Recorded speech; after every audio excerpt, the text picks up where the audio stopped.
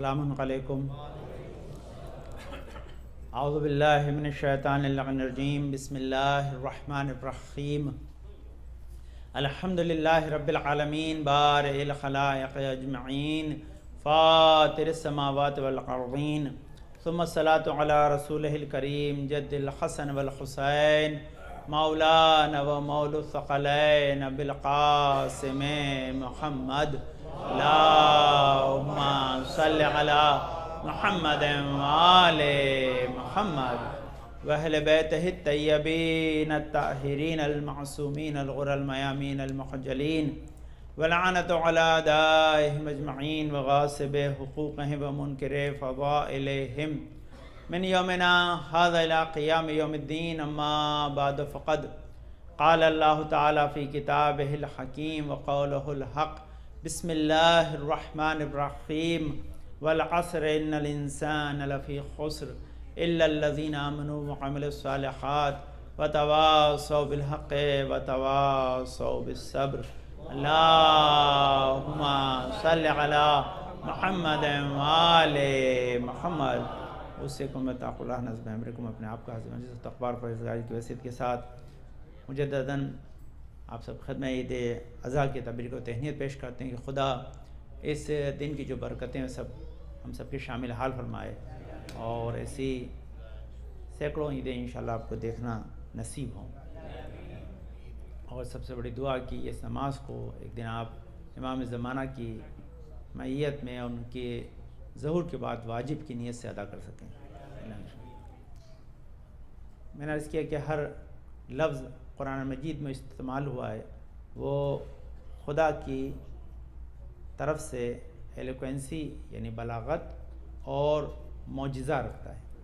اگر انسان الفاظ پہ غور کرے گا تو اپنے آپ اسے اس چیز کی عظمت کا پتہ چل جائے گا, کیونکہ لفظ قرآن خود ہی بتاتا ہے پڑھا ہوا, تو اس میں خود معجزہ ہے. اور اسی طرح یہ جو عیدوں کے نام ہیں, عید الفطر یا عید الاضحیٰ, تو اسے عید الاضحیٰ کیوں کہتے ہیں؟ کیونکہ ضحیٰ جو لفظ ہے اسی سے اضحیٰ بنا ہے, اور ضحیٰ دن کے اس سیگمنٹ یا حصے کو کہتے ہیں جب ہمارے اردو میں دن چڑھا آیا, یعنی سورج نکل کر بلند ہو جائے, 11 بجے کا وقت 10 بجے کا وقت ہو جائے, اسے اضحیٰ کہتے ہیں. کیونکہ حاجی احرام باندھ کر 9 کو عرفات میں آتا ہے اور مغرب کے بعد مشعر الحرام میں صبح کی نماز سے لگا کر سورج کے نکلنے تک انتظار کرتا ہے.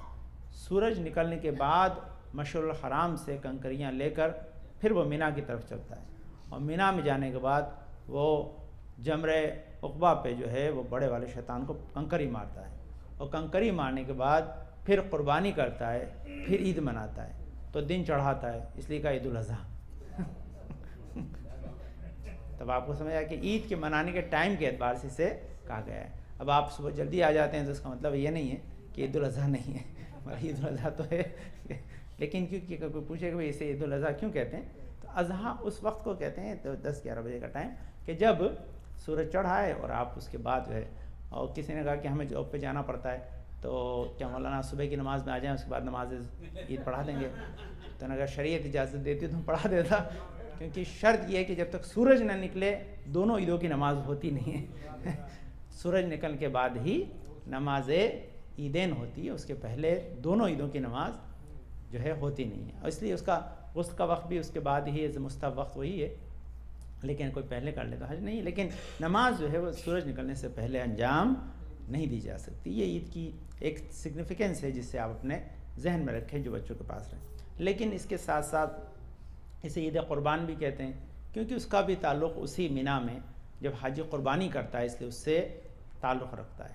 یہ اکثر لوگ سوال کرتے ہیں کہ جو حج کر کے آئیں کیا ان کے اوپر قربانی واجب ہے؟ تو حج میں جو لوگ ہیں اور جو حج تمتع کر رہے ہیں صرف انہی پر قربانی واجب ہے, کیونکہ اگر نہیں کریں گے تو روزے رکھنے پڑیں گے, اس لیے ان کے لیے ہدیے کا یعنی قربانی کا ساتھ لے جانا یا وہاں پر مینا میں یا جہاں بھی آج مذبح ہے, جو بھی وہاں پر سلوٹر ہاؤس ہے, وہاں پر قربانی کرنا یہ واجب ہے. اس کے بغیر ان کا حج مکمل نہیں ہوتا.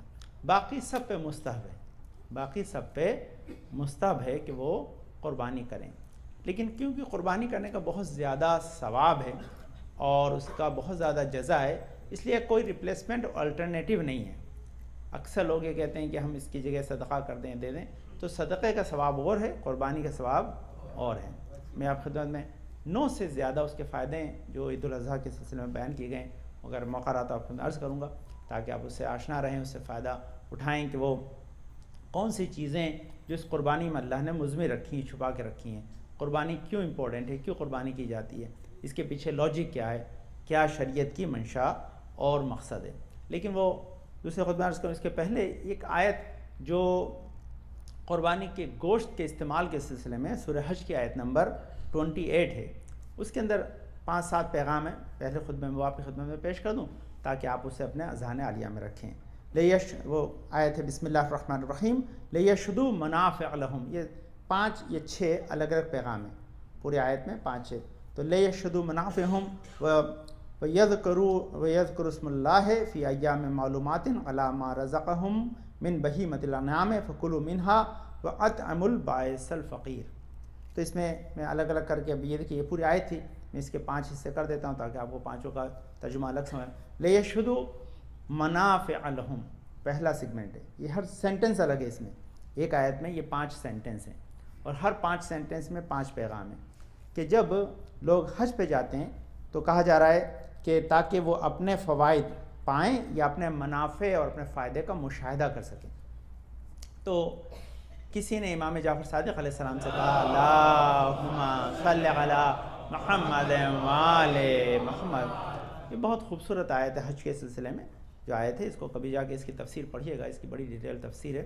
تو امام جعفر ایسے ہی گرمی کا بہت سخت موسم تھا، تو کسی نے امام سے کہا کہ آپ کیوں نہیں محمل میں بیٹھ جاتے ہیں کہ جہاں کورڈ ہو، یعنی اونٹ کے اوپر ایسی محفل رکھی ہو جس میں کجوا کے اوپر جو ہے پردہ بھی پڑا ہو تاکہ آپ ہیٹ سے بچ جائیں۔ تو امام نے جواب دیا کہ تم نے آیت نہیں پڑھی، لیشہدوا منافع لہم، کہ جب تم سفر پہ جاؤ تو اللہ کی نشانیاں دیکھتے ہو جاؤ کہ اس میں تمہارے لیے کیا کیا فائدے ہیں۔ اسی لیے میں کھلے میں جا رہا ہوں۔ اب آپ کو پتہ چلا کہ آپ بس میں کیوں سفر نہیں کر سکتے، تو منافع لہم، اپنے انسان اپنے فائدے کو، اس کے بہت سے اسباب ہیں، امام کھلی میں، حالانکہ یہ امام تو وہاں سے حالت احرام کی بات ہوئی، امام نہیں، مدینے سے بھی سفر کر کے مکہ جاتے تھے تو وہ اوپن میں جاتے تھے۔ اس کا سبب یہ تھا کہ اس آیت کے ذیل میں وہ تمام نشانیاں دیکھتے ہوئے جاتے ہیں۔ اب آپ برا نہ مانیے گا، ہمارے بچے کہتے ہیں کہ 3 جنے ساتھ کر رہے ہیں تو کہہ رہے ہیں میں ونڈو سیٹ میں لوں گا، منافع دیکھتا ہو جاتا ہے، اس کو نظر آتا ہے تو وہی سمجھ میں آتی، تو برائی نہیں ہے بہرحال، لیکن لیشہدوا منافع لہم یہ پہلا پیغام ہے تاکہ انسان جب حج پہ جا رہا ہے تو وہ اپنے فائدے کی چیز، اللہ کی نشانیاں، توحید اور تمام تر جو اللہ نے اس کے لیے نعمات خلق کی ہیں اس کا مشاہدہ کرتے ہوئے جائے تاکہ شکر خدا بجا لائیں۔ وَيَذْكُرُوا اسْمَ اللَّهِ، دوسرے کیا ہے کہ جب وہ قربانی کریں تو اس قربانی کے اندر جو ہے اللہ کا نام لے کر قربانی کریں، یعنی قربانی اللہ کے لیے ہو۔ اب اس کی بڑی ڈیٹیل ہے، کیونکہ اس کے پہلے قربانیاں سب غیر اللہ کے لیے ہوتی تھیں، اللہ نے جب اپنے لیے کروائی تو اس کا حکم دیا، اسی لیے یہ حکم بہت امپورٹنٹ ہے۔ وَيَذْكُرُوا اسْمَ اللَّهِ، کہ جب قربانی کی جائے تو اس پہ اللہ کا نام لیا جائے۔ صرف میں امپورٹنٹ پوائنٹ پڑھ دیتا ہوں اس کا۔ وَأَيَّامُ الْمَعْلُومَات، تیسرا کیا ہے کہ قربانی کب کیا جائے؟ سرٹن ڈیز میں، معلومات یعنی جو ایام تشریق ہیں، یعنی 10، 11 اور 12، ان 3 دنوں کے اندر ہی یہ قربانی جو ہے وہ کی جا سکتی ہے، اور یہی اس لیے اس میں یہ پیغام ہے فی ایام معلومات، جس کی تشریح بیان کی گئی ہے۔ اور کیونکہ جو انسان مینا میں جاتا ہے وہاں 15 نمازیں پڑھتا ہے، وہ جو مینا میں انسان رکتا ہے وہ 15 نمازیں پڑھتا ہے، کیونکہ جب پہنچتا ہے تو وہ فجر کی نماز مشعر الحرام سے پڑھ کے جاتا ہے، اور وہاں پر فجر کی نماز پڑھنے کے بعد ہی نکل سکتا ہے، آخر میں ظہر کے وقت تک اسے ٹھہرنا پڑتا ہے، تو ٹوٹل 15 نمازیں ہوتی ہیں۔ یہی جو 15 نمازوں کا وقت، اسی کے دوران ہی قربانی ہوتی ہے۔ اب آپ جب قربانی کریں گے تبھی احرام بدلے گا، تو یہ فی ایام معلومات کی قید اس میں لگی ہوئی ہے۔ علی ما رزقہم من بہیمۃ الانعام، کہ اب اللہ نے جو یہ تو تم دیکھتے ہو، جو تم قربانی کرتے ہو، یہ تمام جو چوپائے ہیں یہ بھی سب اللہ نے تمہارے رزق کے لیے خلق کیے ہیں۔ اللہ کہہ رہا ہے یہ ہماری نشانی، ہم نے خلق کیا ہے، اگر اس کے گوشت میں لذت نہ ہوتی، یہ تمہارے لیے جو ہے رام نہ ہوتے، تمہارے لیے ان سب میں یہ منافع اور بینیفٹس نہ ہوتے، تو پھر تم انہیں نہیں سلاٹر کر سکتے، تم انہیں استعمال نہیں کر سکتے۔ علی ما رزقہم من بہیمۃ الانعام، ہم نے تمہیں انہیں دیا ہے، اب تمہاری ذمہ داری کیا ہے کہ ہم نے انہیں تمہارے لیے خلق کیا ہے، لو تم نے اسے خریدا ہے، قربان کرو، فکلوا منہا، اس میں سے کچھ کھاؤ، اس میں سے کچھ تم کھاؤ، وَأَطْعِمُوا الْبَائِسَ الْفَقِيرَ، اور اس کے ساتھ ساتھ جو بہت زیادہ پسماندہ لوگ ہیں انہیں بھی کھلاؤ۔ تو یہ پیغام، 5 پیغام اس آیت میں جو آپ خدمت میں عرض کیے، 5 پیغام۔ اب یہاں جو پیغامات اس میں سب سے پہلے کہ یہ لفظ جو آیا باعث الفقیر، یہ باعث الفقیر سے کیا مراد ہے؟ تو یہ باعث الفقیر کے کس کو حکم آیا کہ اس باعث الفقیر یعنی جو بہت زیادہ پسماندہ، بہت زیادہ، تو باعث الفقیر کو سمجھنے کے لیے یہ 4 ورڈ ہیں جو قرآن مجید میں بعض استعمال ہوئے ہیں، بعض نہیں، لیکن شریعت میں استعمال ہوئے ہیں کہ کس کا کتنا رائٹ ہے۔ تو امام نے اس رائٹس کے سلسلے میں 2 بڑے پیغام دیے ہیں۔ وہ پیغام یہ ہے کہ فکلوا منہا، جب کہا گیا تو کسی نے امام موسیٰ کاظم سے سوال کیا، اللہم صلی علی محمد وآل محمد، کہ مولا اگر ہم قربانی کرتے ہیں اور جو قصائی آتا ہے یا قصاب آتا ہے اور وہ قربانی میں ہماری مدد کرتا ہے، سلوٹر تو آپ نے کیا ہے لیکن باہر کھال اتارنا، گوشت کو کاٹ کے آپ کو دینا، اس کے لیے وہ مدد کی ضرورت ہوتی ہے، تو قصاب ہے تو کیا اسے ہم کھال دے سکتے ہیں؟ تو امام نے کہا کہ ہاں دے سکتے ہو۔ کس بنا پر؟ اسی آیت کی بنا پر۔ کیوں؟ اس میں کہا گیا ہے کلوا منہا، تو کھال نہ تو کھائی جاتی ہے نہ کھلائی جاتی ہے کہ اس میں 2 کنڈیشن کیا ہے کہ اس میں کھاؤ اور کھلاؤ، تو کھال نہ کھائی جائے گی نہ کھلائی جائے گی، اس لیے دے سکتے ہو۔ لیکن اگر آپ، یہ تو ہے اس آیت کا ترجمہ جو امام نے کہا کہ کھال دے سکتے ہیں، لیکن آپ جب آیت اللہ سیستانی کے توضیح میں پڑھیں گے تو وہ کہتے ہیں کیونکہ یہ قربانی کا حصہ ہے، یہ بھی اس جو ہے وہ تمہاری جو اینیمل تھا جو میں نے بائی کیا ہے اس کا حصہ ہے، اس لیے جب پورا خدا کی راہ میں دے رہے ہو تو اس حصے کا بھی تم صدقہ کر دو، یعنی اس سے پرائز کے تم دے سکتے ہو، دے جائے، اور تمہاری مدد کر دے تو بھی چل جائے گا، لیکن بہتر ہے کہ جتنا پرائز وہ تمہارے سے اس کھال کے بغیر جو ہے اگر اس سے دینا پڑتا تو پھر اتنی مقدار میں تم پیسہ جو ہے الگ سے ڈونیٹ کر دو، کسی اور فقیر کو دے دو تاکہ تمہاری قربانی مکمل ہو جائے، یہ کھال بھی تمہاری قربانی میں شامل ہو، ورنہ وہ مائنس ہو جائے گی۔ تو اس لیے یہ دونوں چیزیں کہ امام نے اجازت دی کہ بالکل اسے دے سکتے ہیں۔ ہمارے والدین بھی کرتے تھے کہ وہ کھال اسے دے دیتے تھے، کیونکہ آپ اسے رکھ نہیں سکتے، ہمارے پاس تو خراب ہو جائے گی، تو وہ لے جاتا ہے، اس کے لیے بینیفیشل بھی ہے، لیکن اتنا پیسہ یتیم خانے کو بعد میں بھیج دیتے تھے، منی آرڈر کر دیتے تھے کہ بھئی یہ تمہارا، تو وہ اسی آیت میں امام موسیٰ کاظم ہی کی جو ہے فرمائش ہے۔ اس کے معنی سن لیں انشاءاللہ، پھر میں 7-8 جو قربانی کے فائدے ہیں جلدی سے گن دوں گا انشاءاللہ۔ تو ایک معطر، یہ ایک لفظ ہے کہ جو استعمال ہوا ہے، یہ اس فقیر کو کہتے ہیں، اس محتاج کو کہتے ہیں جو آپ کے دروازے پہ کھٹکھٹا کے مانگنے آتا ہے، تو اس کا بھی رائٹ یہ وہ ہے جو فقیر آپ کے پاس آ کر باقاعدہ اپنی غربت کا اعلان کرتا ہے اور آپ کے سامنے ہاتھ پھیلاتا ہے، اسے معطر، میم عین تے رے پہ تشدید ہے، معطر، تو یہ اس فقیر کا نام ہے جس کو کہا جاتا ہے یہ۔ اس کے بعد فقیر، دوسرا لفظ کیا ہے؟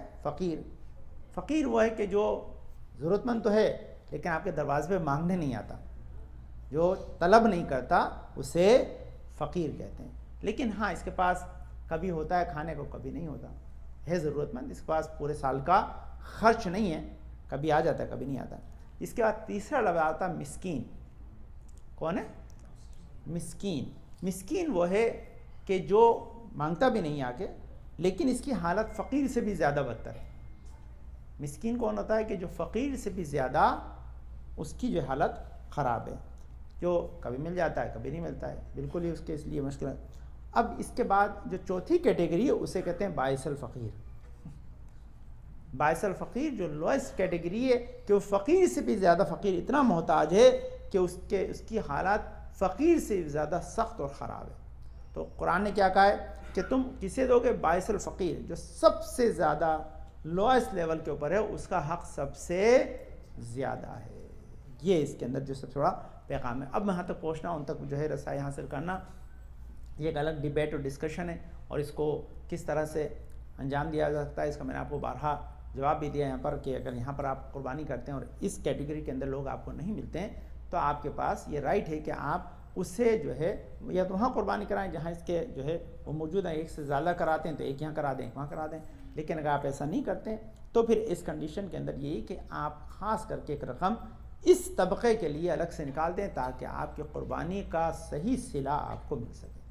تو یہ خاص، کیونکہ یہ آیتوں کے اندر ہے اور یہ کوئی ایسی چیز نہیں ہے کہ جس پہ کنٹروڈکشن کیا جا سکے. یہ حکم الہی ہے کہ جس کو سمجھنا ضروری ہے تاکہ آپ کی قربانی کا آپ کو پورا صلہ مل سکے، پوری اس کی جزا مل سکے. اس جزا کو لینے کے لیے ان کنڈیشنز سے انسان کو واقف ہونا ضروری ہے تاکہ انسان اس سے بہتر. یہ مولا کائنات نے سوال کیا کہ کتنا دیا جائے، تو یہ پوری روایت ہے. ان علی ابن ابی طالب علیہ السلام فی قولہ تعالیٰ فکلوا منہا واطعموا قال کلوا ثلاثۃ ارباعھا واطعموا ربعا. 4 حصے کرو، 3 تمہارے لیے، 1 فقیر کے لیے. یہ مولا نے یہاں کہا ہے. بہت سے 1/3 کرتے ہیں، لیکن کہتے ہیں ایک آپ کھا لو، ایک رشتہ داروں کو دے دو، ایک قریبوں کو دے دو، تو وہ بھی چل جاتا ہے. لیکن یہاں پر جو ہے روایت جو موجود ہے، جو ہمارے یہاں تمام مصدق وسائد یا جتنی تمام کتابیں، اس میں 4 حصے کریں گے. 3 آپ استعمال کر سکتے ہیں، ایک اپنے لیے رکھ لیں، ایک رشتہ داروں کو دے دیں، پڑوسیوں کا حق دے دیں، ایک جو ہے وہ فقیر کو دے دیں، تاکہ اسے 1/3 دے دیں تو اس سے زیادہ بہتر ہے. تو یہ تقسیم ہے جو ہے وہ قربانی ہے. اللہم صلی علی محمد وعلی محمد، اللہم صلی علی محمد وعلی محمد، اللہم صلی علی محمد وعلی محمد. بسم اللہ الرحمن الرحیم. اللہم ارزقنا ایمانا صادقا ولسانا ذاکرا وقلبا خاشعا وبدنا صابرا وعلما نافعا وعملا متقبلا ورزقا واسعا وزوجتا صالحا ولدا صالح.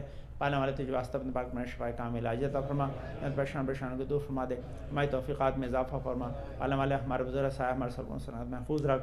ہمیں اس وقت دنیا سے نہ اٹھانے تک ہمارے گناہوں پہ قلم نہ پھیر دے. جہاں کبھی شیعان حیدر کرار ان کی جان و مال و تعبر کی حفاظت فرما. پانے والے اس عید سعید کی تمام برکتوں سے شامل حال فرما.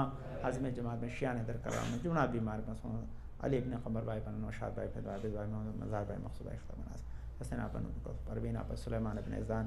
پانے والے محمد عباس محمد طاہا. پانے والے جمعہ بیمار حسین طاہر حسین جمعہ خوشفائے کامل عاجل عطا فرما.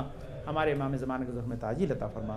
ہر بچے اس میں کامیابی عطا فرما. جو اچھے رشتوں کی تلاش میں بہر فرما. پر جو حج زیاد مشتاق جو زیاد سے مشرف فرما. جو حج زیاد اپنے وطن کو پلٹیں. ہمارے امام زمانے کے ظلم میں تعجیل عطا فرما. ہم کو ان کے انصار اعوان میں قرار دے. بسم اللہ الرحمن الرحیم. اذا جاء نصر اللہ والفتح ورأيت الناس يدخلون في دين الله أفواجا فسبح بحمد ربك واستغفره إنه كان توابا. اللهم صل على محمد وآل محمد. اللهم صل على محمد وآل محمد. اللهم صل على محمد وآل محمد. اعوذ باللہ من الشیطان الرجیم. بسم اللہ الرحمن الرحیم. الحمد للہ رب العالمین بارئ الخلائق اجمعین. پاک و منزہ پروردگار عالم اس کائنات ہستی کو خلق کرنے والا ہے. پاک و منزہ ہمارے دل کے حال کو جاننے والا ہے. پاک و منزہ پروردگار ذرا برابر نیکی بدی کا حساب کتاب رکھتا ہے. پاک و منزہ پروردگار عفو بخشش کرنے والا ہے. پاک و منزہ پروردگار جس نے ہماری ہدایت کے سامان کو فہم کیا، نبی کو طولانی سلسلہ بھیجا. الصلاۃ والسلام علی خاتم النبین محمد مصطفیٰ صلی اللہ علیہ وسلم. اللہم صل علی محمد وآل محمد. الصلاۃ والسلام علی علی ابن ابی طالب. اللہم صل علی محمد وآل محمد. الصلاۃ والسلام علی فاطمۃ الزہرا سلام اللہ علیہا. اللہم صل علی محمد وآل محمد. الصلاۃ والسلام علی حسن ابن علی. اللہم صل علی محمد وآل محمد. الصلاۃ والسلام علی حسین ابن علی. اللہم صل علی محمد وآل محمد. الصلاۃ والسلام علی علی ابن الحسین. اللہم صل علی محمد وآل محمد. الصلاۃ والسلام علی محمد ابن علی. اللہم صل علی محمد وآل محمد. الصلاۃ والسلام علی جعفر ابن محمد. اللہم صل علی محمد وآل محمد. الصلاۃ والسلام علی موسیٰ ابن جعفر. اللہم صل علی محمد وآل محمد. الصلاۃ والسلام علی علی ابن موسیٰ الرضا. اللہم صل علی محمد وآل محمد. الصلاۃ والسلام علی محمد ابن علی. اللہم صل علی محمد وآل محمد.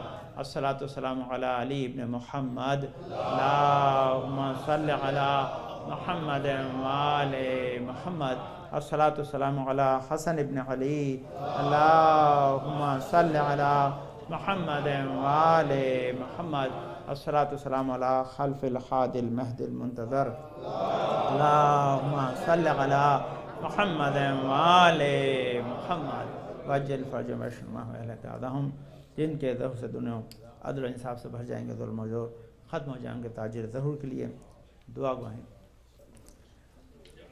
میں نے کہا تھا کہ عید قربان میں جو قربانی کا فلسفہ ہے، اگر انسان کے ذہن میں رہے گا تو بہتر طریقے سے قربانی کو پیش کر پائے گا، اور اللہ نے اسے قرآن مجید میں بیان کر کے انسان کے لیے حجت تمام کر دی، احکام کو واضح کر دیا کہ انسان اگر حج پہ جائے تو قربانی کرے، جو وہاں حج تمتع میں واجب ہے، اور اس کے علاوہ پھر مستحب ہے۔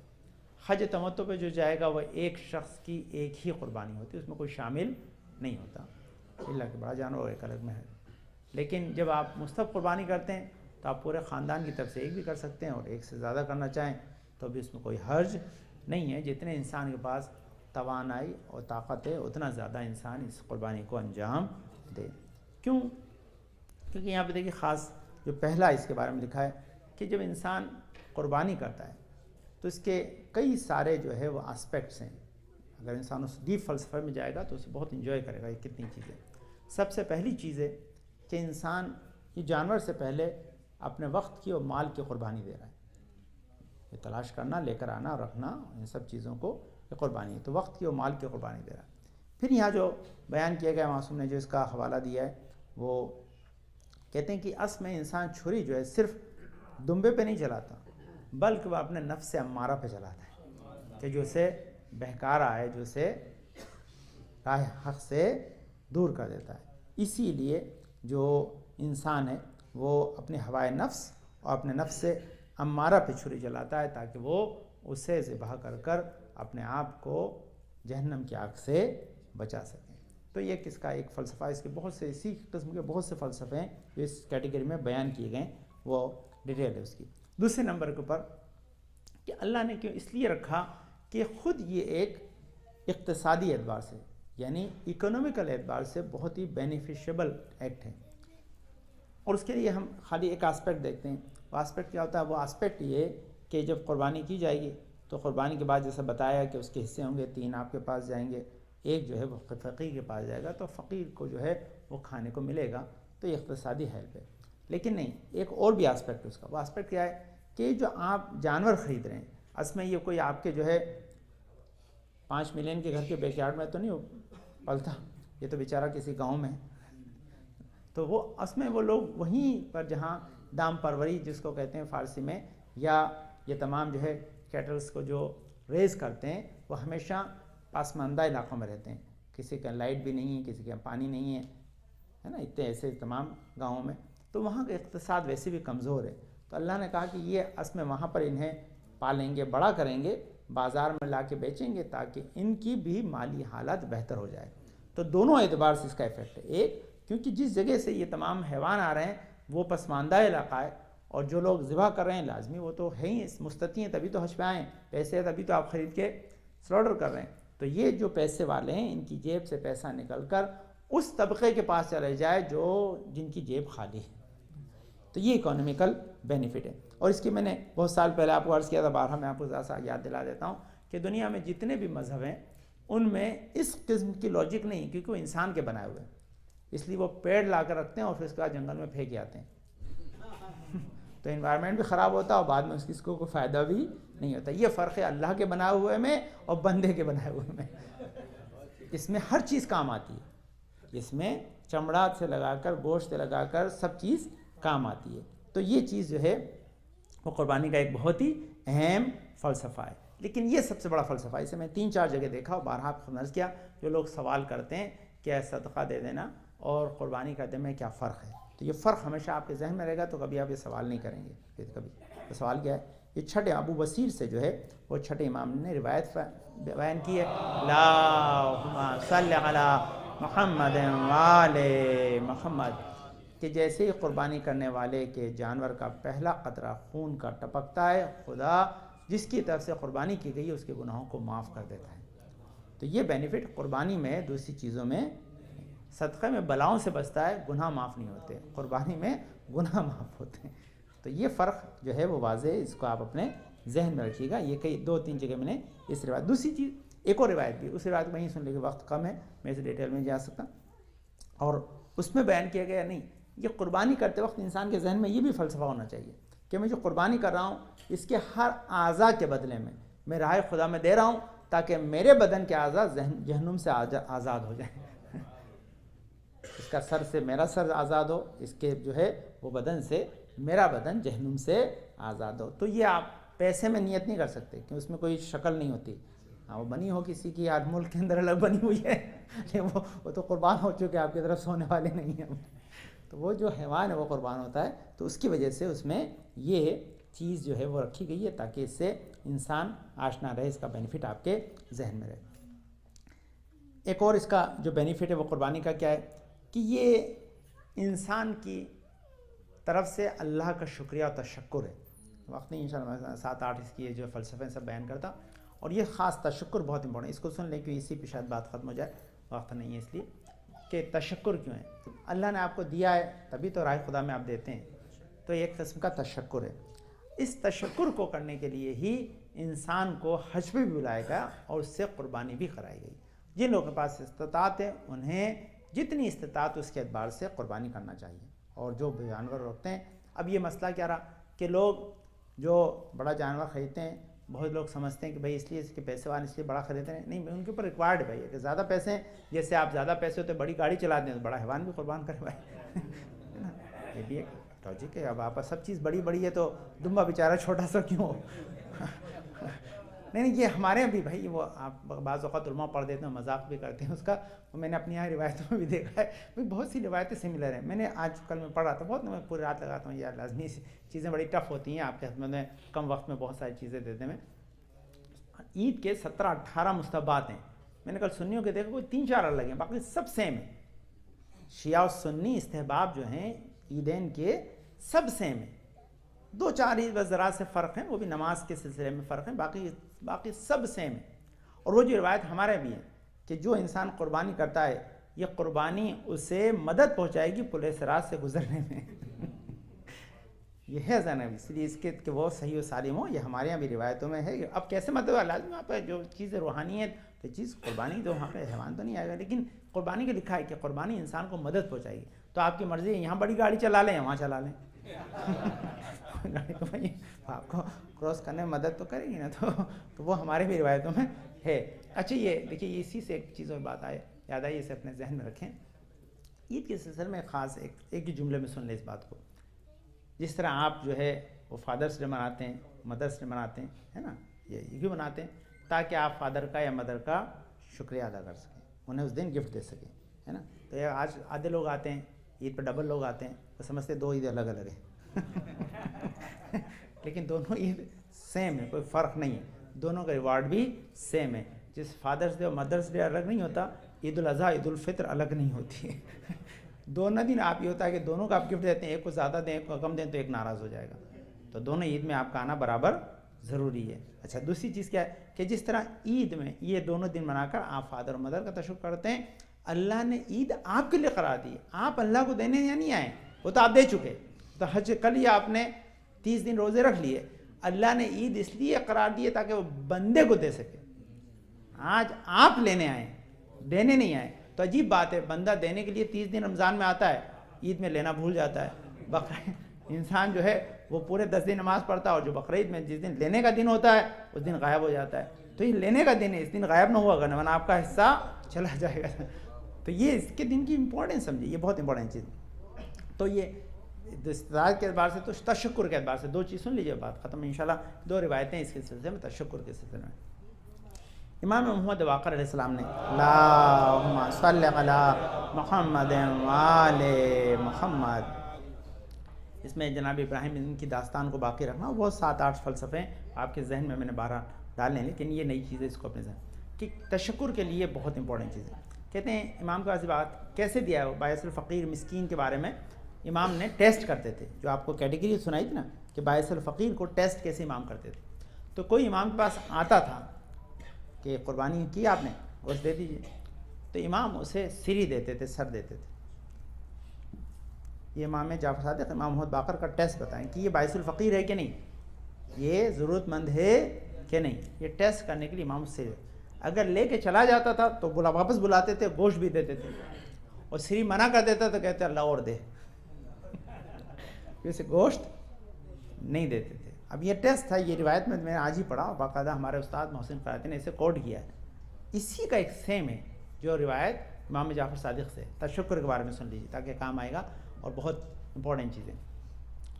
امام بیٹھے ہوئے تھے مینا میں، یہ مینا کا واقعہ ہے، امام مینا میں بیٹھے ہوئے تھے اور کوئی شخص آیا، امام کے سامنے انگور رکھے ہوئے تھے، اور انگور امام سے اس نے مطالبہ کیا، مولا میں مدد چاہتا ہوں، مدد کر دیجئے۔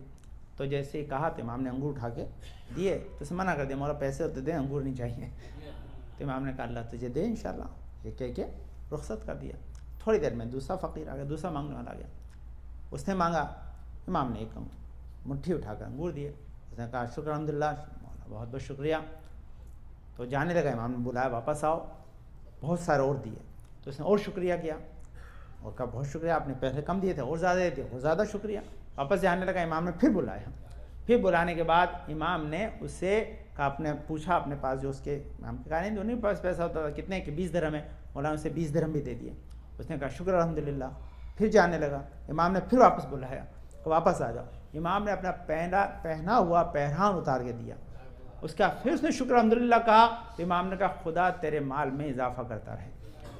تو فرق ہے ذرا، کیا ہے کہ جو انسان لے کر بھول جاتا ہے اسے دوبارہ نہیں ملتا، اور جو لے کر شکریہ ادا کرتا ہے خدا اسے برابر دیتا رہتا ہے۔ امام نے بھی اسے 4 مرتبہ دیا، جتنی بار شکریہ کرو گے ہم تمہیں برابر زیادہ دیتے رہیں گے۔ تو یہ قربانی خود ایک شکریہ ہے، آپ کرتے رہیں گے، خدا عمر بھی بڑھائے گا، رزق بھی بڑھائے گا، صحت و سلامتی بھی دے گا، کیونکہ یہ قربانی سال بھر کے آپ کے بلاؤں سے آپ کے لیے ضمانت ہے۔ بغیر انشورنس کے آپ کا دل دھڑکنے لگتا ہے تو بغیر قربانی کے اس سے زیادہ دھڑکے، کیونکہ انشورنس اللہ کا ہے جو آپ کو اللہ دے رہا ہے۔ اللہم صلی علی محمد، اللہم صلی علی محمد وعلی محمد، اللہم صلی علی محمد وعلی محمد۔ بسم اللہ الرحمن الرحیم۔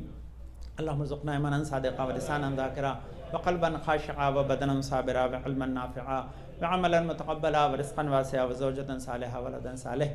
پالنے والے تجھے واسطہ اپنے پاک بینا شفائے کامل عجز فرش مشان کو دور فرما دے، ہماری توفیقات میں اضافہ فرما، ہمارے بزرگوں سے ہمارے ساتھ محفوظ رکھ، ہم اس وقت دنیا سے اٹھائیں اب تک ہمارے گناہوں پہ قلم نہ پھیر دے، جہاں کے بشیان ہے در قرار ان کی جان و مال و تعبر کی حفاظت فرما، ہمارے بچے اس میں کامیابی عطا فرما، جو اچھے رشتوں کی تلاش میں فرما،